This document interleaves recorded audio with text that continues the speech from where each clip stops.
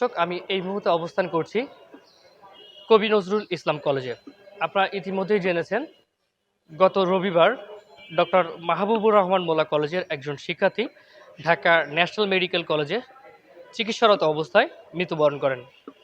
তার মৃত্যুকে কেন্দ্র করে মাহবুবুর রহমান মোল্লা কলেজের শিক্ষার্থীরা দাবি করছেন তাদের সহপাঠীর ভুল চিকিৎসার কারণে মৃত্যু হয়েছে।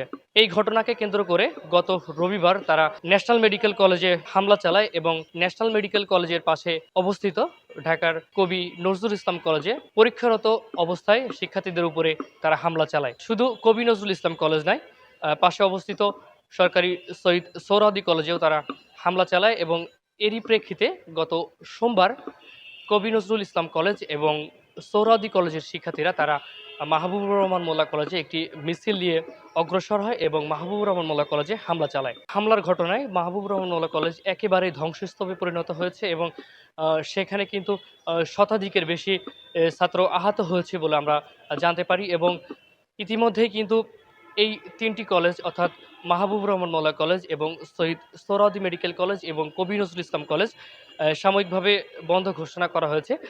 কিছুক্ষণ আগেই এখানে কবি নজরুল ইসলাম কলেজে যারা সাধারণ শিক্ষার্থীরা রয়েছেন তারা একটি সংবাদ সম্মেলন করেছেন এবং তারা আমাদেরকে যেটি জানিয়েছেন যে এই হামলার সাথে কোনোভাবেই কবি নজরুল ইসলাম কলেজে যারা সাধারণ শিক্ষার্থী রয়েছে তারা কিন্তু কোনোভাবেই জড়িত না।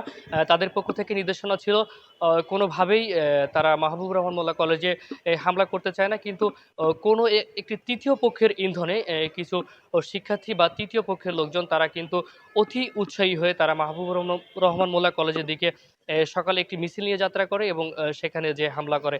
অর্থাৎ এখানকার যারা শিক্ষার্থীরা রয়েছেন তারা যেটি দাবি করছেন যে কোনোভাবেই তারা এই হামলার সাথে জড়িত না এবং যাদের ইন্ধনে এই হামলাটি হয়েছে মাহবুবুর রহমান মোল্লা কলেজে তাদের শাস্তিও কিন্তু তারা দাবি করেছেন।